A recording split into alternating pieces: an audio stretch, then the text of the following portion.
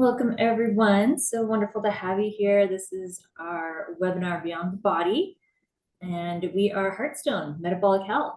So it's so nice to have some familiar faces here, and we're excited today to present on this topic, the consciousness-metabolism connection. And why this is such an important topic to us is because our entire business and our philosophy around health is based off of this kind of large idea that consciousness and metabolism are connected in a way that we cannot ignore anymore as health professionals, and a way that we want to take advantage of because it allows us to help our patients to really make these significant leaps in their health so much faster. So the whole concept of Heartstone as a business, and why we picked that name, is because it really plays into this idea of the physical body and the mental emotional body. So glad to have you here to join us today. My name is Shelise Irby. I'm a registered dietitian, and our co-host today is Henry Mobley, and he is going to be leading a lot of the topic today around the conscious mindset, because that is his background. So let's get started. First, we have our little disclaimer. I just want to read out a few important pieces from this so that everybody understands this webinar is for informational purposes only. It's not to be used as a substitute for professional medical advice. This is any of the information in this webinar is for general purposes. It has not been reviewed by the FDA. It is not designed to treat, diagnose, prevent, or cure disease. And if you suspect that you have any challenges around a disease diagnosis, then you should consult your primary care physician. This webinar does not establish a doctor-patient relationship, and the content of this webinar may not apply directly to your specific circumstances. Please take what resonates with you or ask questions at the end if you have specific questions about some of your specific health challenges. So we are so excited to have you here, and let's get going with the content. All right. Thank you so much, Shelise. So again, lovely to see everyone. Thank you all for taking the time to show up. Quick agenda, so you know what we're going to be doing today. First, we're going to talk a little bit about the mind-body connection, get a little bit of overview. Then we're going to dive just a bit deeper into the specifics of what we mean about consciousness and metabolism and how those connect with each other. We'll talk a little bit about cellular reprogramming, one of my favorite parts of it, and then what would we be without some sort of integration? And then we're going to give you the opportunity to find out how you get to work with Shelise and I at the end. Then we'll do a little Q&A, and then we'll go from there. Will be the easiest, most fun hour on a Tuesday that you've had in a while. All right. Your thoughts aren't just in your head. They are literally programming your cells. Here's a great example. People exposed to chronic stress age rapidly. The telomeres in their cells of all types shorten faster. Inflammation is another important feature of stress that, along with aging, accounts for the phenomenon of inflammaging. I had to look up that word. It's a thing. It's a word. It's an actual word now. So in addition to aging itself, inflammation can contribute to the development of several pathologies, including atherosclerosis. See, I got it right that time, Shelise. Diabetes, hypertension, and others. Now, oxidative stress is one of the main mechanisms related to stress. Oxidative stress is caused by the overproduction of reactive oxygen species, they call them ROS, that can damage various tissues. And the main source of ROS is mitochondria. So I want you to think about all that. When you put that all together, your thoughts are literally accelerating or reversing your cellular aging right now. Now, here's an interesting stat. I want you first to imagine your current stress level on a scale of 1 to 10. All right, just imagine that for a second. You got it? It's probably pretty high. As many as 70% of primary care visits are driven by patients' psychological problems. That's anxiety, panic, depression, stress.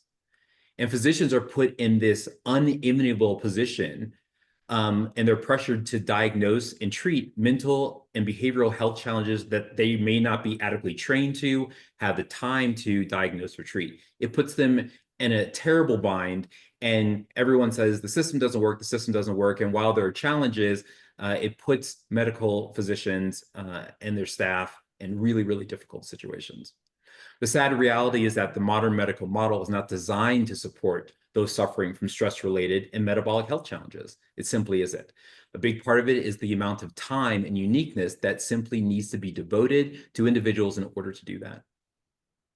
Now, imagine instead that you can work with a practitioner that could help you with all of your goals, waking up with energy that you haven't felt in years, your mind being crystal clear, your body functioning optimally, and most importantly, feeling deeply connected to your own innate potential for healing.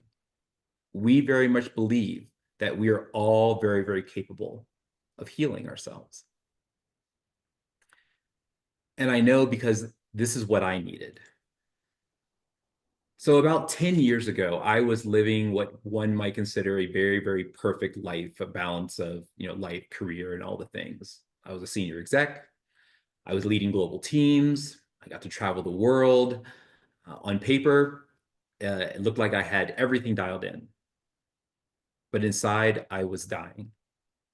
My mind was constantly racing with 3 a.m. anxiety attacks. I couldn't maintain weight. I struggled with concentration. I couldn't get into that flow state that we're all trying to get into. And I was obsessively worrying about the trajectory of my career. And I tried everything: specialists, countless medications, diet trends, endless supplements, and nothing seemed to work. My body was in this constant state of rebellion. The breaking point came at a meeting in London, mid-presentation. And any of you who know me, you know that I take any time I've got to present, do something very seriously. I experienced such severe brain fog that in fatigue, I couldn't remember my own team's numbers and what I was presenting. I had to excuse myself, which is something unthinkable in my world. The night in my hotel room, I had a profound realization that my body wasn't really failing. It was trying to tell me something. And thus began my deep dive into this consciousness-metabolism connection. And what I started to discover challenged everything I knew about health and performance. And remember, I'm coming from a family of 2 doctors, well-established, lots of information, and everything kind of got turned on its head. Through research in both neuroscience, ancient healing traditions, I uncovered a truth, maybe not the truth, but a truth. Our thoughts are not just abstract concepts. They are programming instructions for your cells. So I started developing my own thought and behavior-centered methodology around coaching, using myself as the guinea pig, my first test subject. And I started to dissect slowly my reality. And we start to see that our bodies are simply following the instructions that it's given. If I wanted to change my health, I had to change the instructions I was subconsciously feeding my cells. This sounds crazy, I know. But truly, it's all about what is happening internally before you start to look at what your external factors are and how you can help yourself. After a lot of rewiring, and not all of it, of the longstanding beliefs I had, my energy started to surge. My mental clarity sharpened, even beyond what I had in my 20s. But even something more remarkable happened. I discovered a level of inner peace and contentment that I didn't know was possible. Other executives, they started noticing the change. They started asking questions. And soon I was kind of de facto coaching colleagues through their own transformations, very clumsily, I might add, but with some results. And the results became so profound that I decided eventually over the years to not go back to corporate because I wanted to dedicate myself to this work for full time. So now over the past 5 years, I've helped hundreds of high performers transform their health. I've been bridging gaps between consciousness and cellular health, but it's Shelise that actually brought it all together. We were fortunate enough to meet years ago, and by combining our methodologies, we started to discover something truly powerful, a complete system for reprogramming your consciousness and your metabolic health.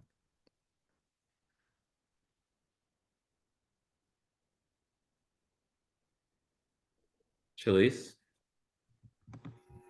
Yep.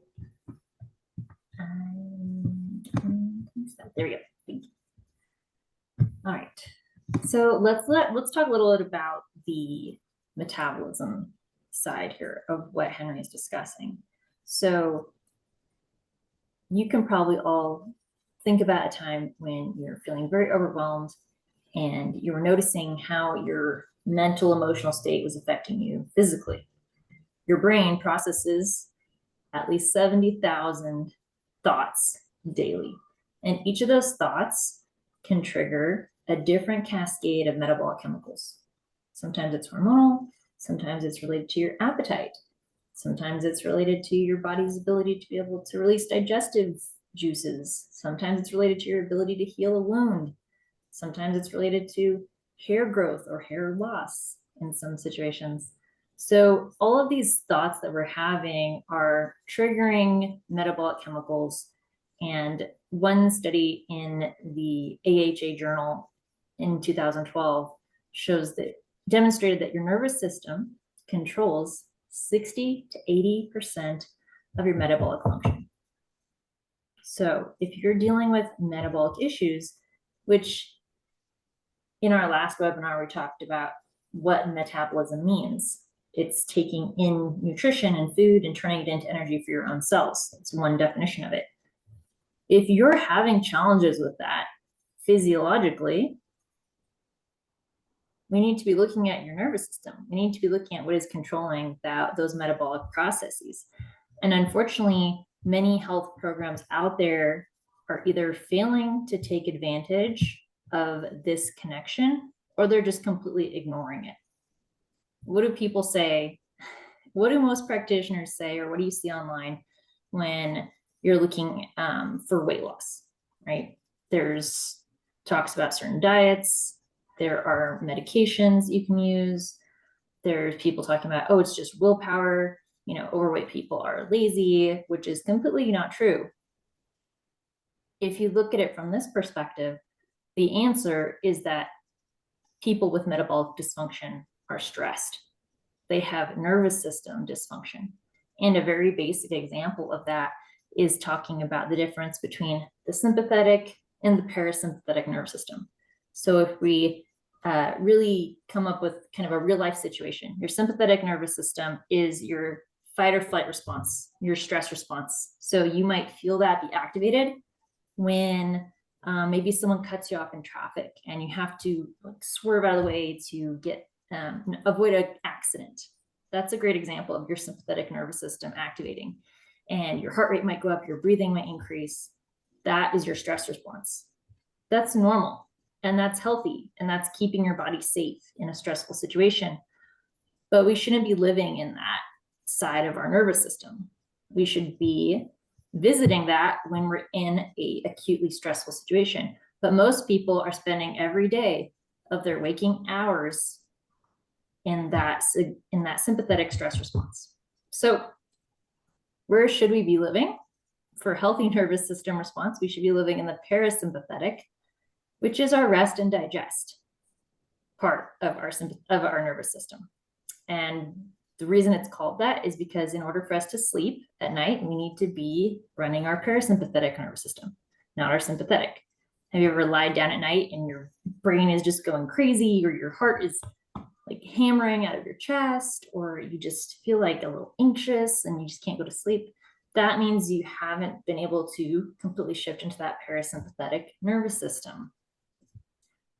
Another place that we need to be in order to properly absorb our nutrients and digest our food is we need to be in parasympathetic mode when we're eating.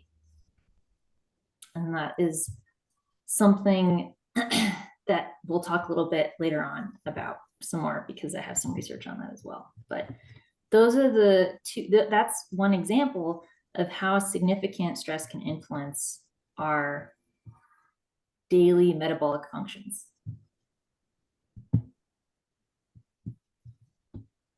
Next slide, please.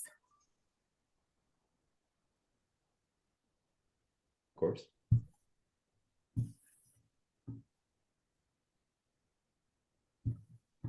Thank you. Okay, So let's talk a little bit about how your metabolism is working in your body and what is helping it versus harming it. So imagine your metabolism is this very highly sophisticated computer, and you are wanting to install a new software on this computer. That new software might be your 2025 New Year's resolutions, right? So you're like, oh, I want to make sure I'm more active this year. I want to be, taking better care of my body. I want to have better skin. I want to sleep better. So you might have this new inspiration, right? This new software that you want to run on your metabolism, on your nervous system. Unfortunately, many of us have these behind the scenes little kind of viruses running around in our not literal viruses, but subconscious viruses that are either thoughts or beliefs or old ideas about ourselves and our potential and our worth and what we can and can't accomplish, that are sabotaging this new software as soon as we start to try and use it. So I'm sure you all have experienced this yourself, but you'll also see it in family members and in your friends. They will say, oh, I'm going to be going to the gym every single day this year, and they start and they do it for a week, and then their habits don't stick, right? And it's not necessarily because they have a lack of willpower or because they don't have the budget for a gym membership or anything like that. It's because they have some sort of unconscious influence that's happening in their body that's keeping them from integrating this new software appropriately. And it's running in your mind 24/7, and you probably don't even have a clue that it's happening. But it can really stand in the way of making positive changes around your health. Because wherever you are right now in your health journey, if you got there, you were thinking certain thoughts and acting a certain way to get there. So if we want to get somewhere else in our health journey, then we're going to have to think different thoughts and have different habits in order to make that happen. So a study from the American Psychology Society in 2017 demonstrated that chronic stress patterns can actually alter your gut microbiota composition. So what that means is that it can directly alter your thoughts, your stress levels can directly alter your gut bugs, the bacteria in your body that help you break down and metabolize food. And if those bacteria are altered in a negative way, then that's going to affect how your body breaks down food, how it stores food, even how many calories you extract from food. So it's very important for us to understand this really strong connection that stress has to our metabolism. I'll share one more study before I give it back over to Henry. The Health Psychology Open in 2022 showed positive psychological constructs, so things like optimism and gratitude, may impact the adherence to healthy behaviors, including diet. So the great news is it can go both ways, right? It's not just that stress and negative thoughts and things like that can really damage our metabolism, but positive thinking can improve our metabolism. So I'll give it back to you, Henry. Perfect. As they'll say, I think Alan Watts has said it. I think even I've seen from Walt Whitman, we are what we think about. So it's very, very important for you to remember that. And this is foundational to the work that we do, which is why we always approach everything from both the physiological standpoint and also from your emotional mental standpoint, which many, many other practices simply are not equipped to do. So this is a little diagram about neural reprogramming. There is the heart-brain coherence, cellular waking, and consciousness mapping. But to kind of touch on this, I'm going to talk about a former patient whose names have been changed to protect the innocent. But let's go with Michael. Michael was a client who came to us struggling with severe anxiety and disorder eating. Michael was a successful tech entrepreneur, but couldn't maintain a healthy weight. His fear of contamination had become so severe he wouldn't let anyone into his home. His world was getting smaller and smaller by the day. Traditional therapy, nutrition counseling, nothing was creating lasting change for him. And why? Because they were treating the symptoms and not the root cause. He told us, I felt trapped in a prison of my own making. Now you can feel how powerful that statement is and how all of us have found ourselves in places where the only person we can look to why we're there is us, but perhaps not feel as if we can do anything about it. So when he came to us, his anxiety was controlling every aspect of his life. His metabolism was locked in a constant stress response. Couldn't maintain the weight, couldn't do diets, protocols weren't working. But what makes his story so powerful is when we address the root cause, everything changed. Now, before we go forward, I want everyone to do me a favor. If you feel like standing up, stand up. If you're really comfortable, you can do it in your seat. But what I want you to do is I want you to place one hand on your heart and one hand on your abdomen. And then I want you to close your eyes. I promise you, you'll be safe. Now, with each breath, I want you to imagine every cell in your body lighting up with intelligence. These cells are listening, not just to your thoughts, but to your deepest beliefs about health, healing, and what's possible. Now keep your eyes closed and whisper to yourself, my cells are listening. Feel the truth of that statement. Every thought you think is being broadcast to trillions of cells. Now, when you're ready, open your eyes. I want you to remember this feeling. This is your body's innate intelligence awakening. Shelise. Thank you. All right, so the exercise that Henry kind of just ran us through, and we're going to do a couple more before the end of the webinar, but it is supported by extensive research around how we can consciously influence our physiological body and our cells. So I'll give you all an example. Let's talk about heart rate variability. So some of you might be familiar with this concept and some of you might not, but heart rate variability is essentially the variability in time between heartbeats, right? If you listen to your heartbeat, it sounds like, lub-dub, and you could listen to it just, by closing your eyes and getting really quiet. You can also hear it through a stethoscope. So in a healthy person, you are going to have a wide variability between your heart rates. So if you are at rest, you're going to have longer spaces between your heart rate, and your parasympathetic nervous system, like we talked about earlier, will be activated in a healthy person. If you are active, like you're running on a treadmill or you're running around doing errands, your heart rate's probably going to be a little bit higher, especially if you're on a treadmill. So the heart rate, the time between your heartbeats is going to be shorter. So a healthy person has wide variability between their heart rates depending on the activity they're engaging in. So low HRV, so we talked about healthy people have high HRV, lots of variability. Someone with low heart rate variability is considered to be less healthy.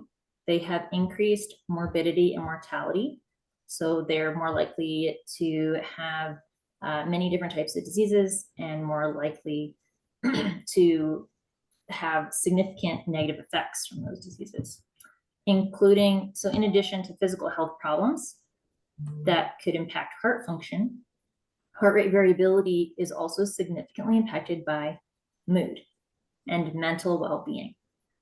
So a large body of research shows that depression, anxiety, and stress are all related to a decreased heart rate variability value. So I wanted to just talk about this one study that I found that showed the influence that we can have on our heart rate variability by doing some very basic habits and exercises in our day. So integrating some sort of biofeedback into certain therapy protocols, which could include things like breathing exercises or meditation, can increase heart rate variability. So this specific study, it was a randomized controlled study of resonance breathing on heart rate variability done in 2022, showed increased parasympathetic and decreased sympathetic activity after some young adults. I think they had a small sample size, it was only 11 participants. But after practicing 20 minutes of resonance frequency breathing every day for 4 weeks, their heart rate variability increased. They had improved cognition, they had reduced perceived stress, and they reported improved moods as well. So this is an example of real biological transformation happening at the cellular level by doing something as seemingly simple as breathing exercises, right?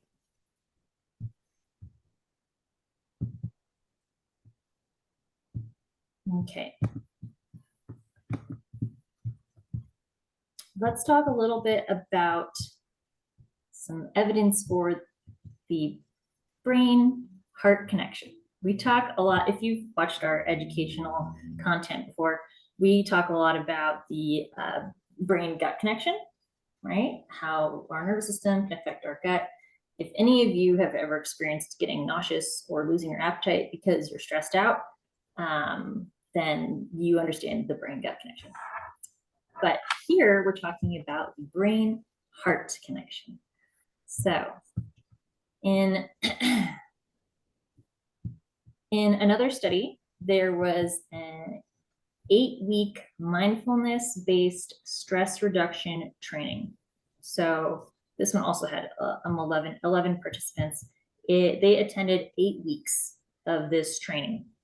And the result was that it supported brain-heart coherence. And they tested this through different ECG measurements of the brain. It increased alpha rhythm and at the frontal lobe. And there was a bunch of other things that they saw. It's not my field to study, but there was increased coherence of neurophysiological activity, especially between the neurocardiological interplay. So what that means is that the heart and the brain were talking to each other more efficiently and more effectively after going through this 8-week program of helping these participants reduce their stress levels. So it's an example of how working on the stress response, on the nervous system, on the parasympathetic sympathetic balance can significantly make changes to our physiological body, to our cells, and improve challenges that we might be having with our cardiovascular system, our digestive system, and so many more. Because inflammation is a result of, or can be a result of, stress. All right. So speaking of that heart-brain coherence, let's try another exercise. Place your hand back on your heart. In the next 30 seconds, you're going to experience something a little remarkable. I want you to breathe in for 4 counts, hold for 4, and exhale for 4. Right? I'm going to lead you through it. And with each breath, I want you to imagine your heart and brain coming into perfect synchronization. Ready? So here we go. We're going to breathe in and breathe in. 2, 3, 4, and hold. 2, 3, 4, and breathe out. 2, 3, 4, and hold. Let's do it one more time. Breathe in. 2, 3, 4, and hold. 2, 3, 4, and breathe out. 2, 3, 4, and hold. This very simple practice begins to rewire your nervous system stress response. This is exactly what we use with Michael in his first steps towards transformation. And what's most important about everything that Shelise has just told you in this very simple exercise is that, one, you don't need to do a lot in order to get a lot, and two, your health is in your hands. Many of the things that we talk about, we do, you're able to do without reliance on anyone else. And we at Heartstone are a big proponent in empowering you to control your own health, not anyone else. Okay. So, Michael, within weeks, his nervous system began showing measurable signs of regulation. He was able to maintain healthy weight. His fear response diminished, had people in his house. It was these simple steps, along with a few other things, that brought him an entirely new way of living, an entirely new way of seeing himself and being himself. So this is where consciousness meets cellular health and what it looks like once we start to map that together. For the first time, I felt free in both mind and body. This is the power of true integration. This is where we heal the divide between consciousness and metabolism. Everything changes at this point. All right. Last exercise. This is important. I want you to close your eyes and I want you to imagine yourself 6 months from now. Imagine how different your body feels. Notice that your cells are vibrating with new energy. Feel confident in every fiber of your being. Now I want you to take your right, your left hand, doesn't matter, and I want you to anchor this feeling by gently squeezing your thumb and your middle finger together. This becomes your reset point. After this webinar is over, at any given time, if you want to come back to this space, just simply connect those two fingers, squeezing gently, and you'll come right back into this. You'll be reminded of who you're becoming. All right, so now the big question is, hey, Henry, what do the steps look like to do this? Well, I got you covered. So in order to create these lasting transformations, this combination of what we do in your consciousness and what we do in your physiology, we have our own Heartstone integration protocol. It's the working title, at least. It works in 3 general phases, each building upon the last. We begin with a deep neural pattern assessment. This will be a very deep, complex intake form to identify exactly how your thought patterns are programming your cellular response. So we do a fair amount of intake in order to get a lot of information out of you. The next step is pattern recognition, interruption, and rewiring. We are literally going to be reprogramming your body's stress response at a cellular level. Finally, to kind of really get that stamp on it, we take you through what's called an integration mastery phase. This is very applicable things that you will get to do every single day in all the situations in your life. These new patterns become your natural state. And it's important to understand, and this is why sometimes it can be challenging to work with us, because we will demand that you put yourself in the situations that you desperately don't want to be in.